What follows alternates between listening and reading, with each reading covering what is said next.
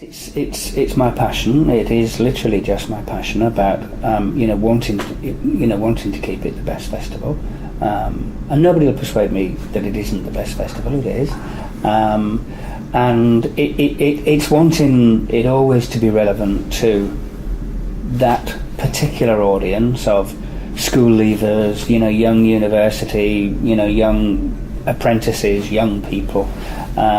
It absolutely has to be relevant to that, and it has to offer musically what they want to hear, but it also has to offer a certain level of excitement as well. And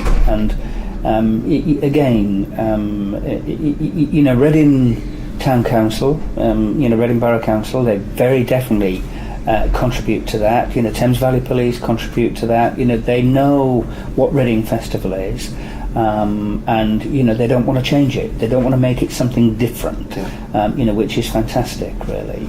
How I do it is just really trying to stay on top of the bands, on top of what's going, what's going to be, popular in terms of the Reading audience. And difficult to pinpoint what the Reading audience is, but in a way I've always got it in my mind, and ultimately that's it, trying to stay relevant to that Reading audience. And just on the bands, how do you keep relevant to the bands? How do you select the bands yourself to go on there, or do you have people?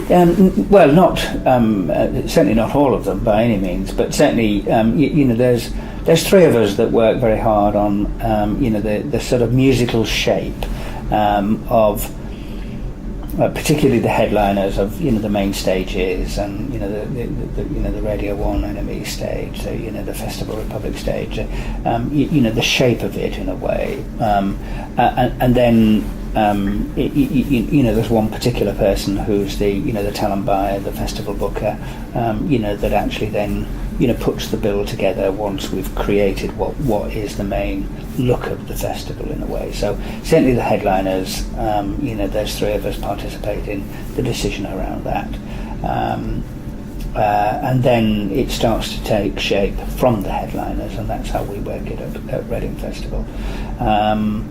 But also then the sort of general feel and layout and things like that is all very much part and parcel of what I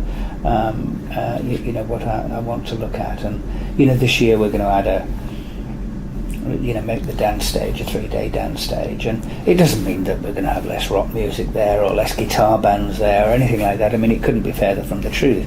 Ultimately, guitar bands are what my passion has always been, and Reading isn't going to move away from that.